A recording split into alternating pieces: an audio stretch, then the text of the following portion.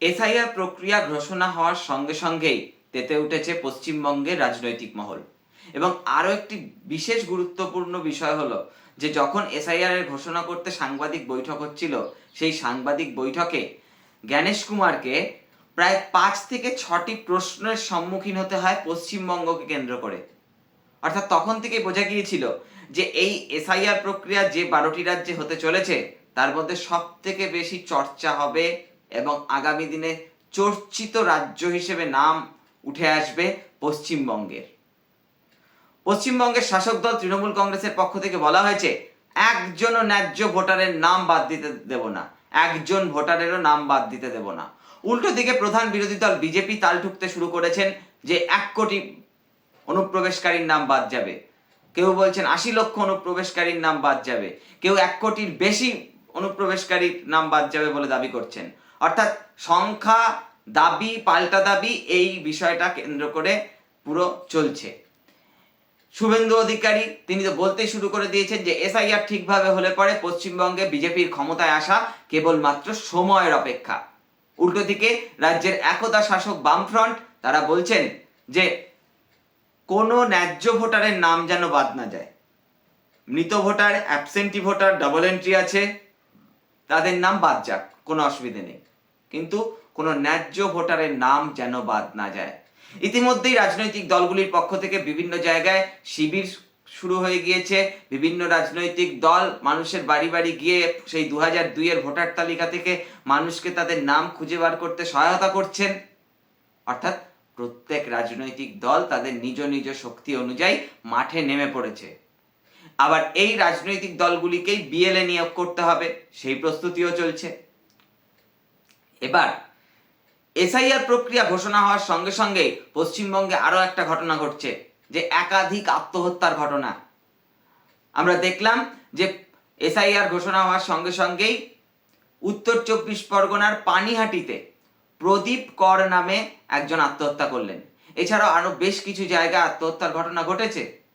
এবং প্রদীপ করের আত্মহত্যার ঘটনার পর তার একটা চিঠি এলো, সেই চিঠিতে সুইসাইড নোট, সেখানে ওই এসআইআর আতঙ্কের কথা লেখা রয়েছে বলে পুলিশের পক্ষ থেকে দাবি করা হচ্ছে। এবার এই ঘটনাকে বিজেপি বলছে যে এটা পুরোটাই শাসক দলের সাজানো, পুলিশের সাজানো। আর শাসক দলের পক্ষ থেকে বলা হয়েছে যে এই যে এসআইআর কে কেন্দ্র করে মানুষের মধ্যে আতঙ্ক সৃষ্টি হচ্ছে, মানুষের মৃত্যু ঘটছে, এর জন্য দায়ী অমিত শাহ আর chief election commissioner Gyanesh Kumar.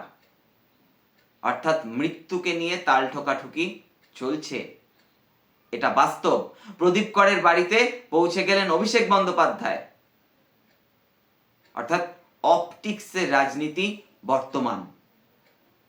এবং বিএলওদের পক্ষ থেকে এই যে উত্তপ্ত রাজনৈতিক পরিস্থিতি, তার মাঝে ডিউটি করার জন্য তারা নিরাপত্তার দাবি করছেন। কারণ তারা আশঙ্কা করছেন যে বেশ কিছু জায়গায় ডিউটি করতে গেলে তাদের নিরাপত্তার ঘাটতি হতে পারে, তাদের জীবন শঙ্কা দেখা দিতে পারে। তাই তারা বারবার ইলেকশন কমিশনের কাছে নিরাপত্তার দাবি করছেন। এবার এসআইআর প্রক্রিয়া, যেমন বলা হচ্ছে যে এসআইআর প্রক্রিয়ায় বিভিন্ন রাজনৈতিক দল তাদের মতো করে মাঠে নেমে পড়েছেন, একই সঙ্গে এই এসআইআর প্রক্রিয়াকে কেন্দ্র করে সিএ শিবির গড়ে উঠছে। সিএ শিবিরে মতুয়াদের বিশেষ করে নাগরিকত্ব দেওয়ার জন্য আহ্বান করা হচ্ছে যে আপনারা নাগরিকত্বের জন্য অ্যাপ্লাই করুন। তার কারণ এই এসআইআর প্রক্রিয়ায় বিজেপি কিন্তু কোথাও গিয়ে, বিজেপির যারা মতুয়া নেতারা রয়েছেন তারা কোথাও গিয়ে একটা সিঁদুরে মেঘও দেখছেন, যে এই এসআইআর প্রক্রিয়াতে যদি প্রচুর মতুয়ার নাম বাদ চলে যায়, যাদের মধ্যে অধিকাংশই কিনা গত বেশ কয়েকটি নির্বাচন ধরে বিজেপিকে ভোট দিয়ে এসছেন, তারা যদি বাদ পড়ে যায় তাহলে ভোটের বাক্সে বিজেপিকে কিন্তু তার খেসারত দিতে হবে। তাই অনেক নেতাই প্রমাদ গুনতে শুরু করেছেন।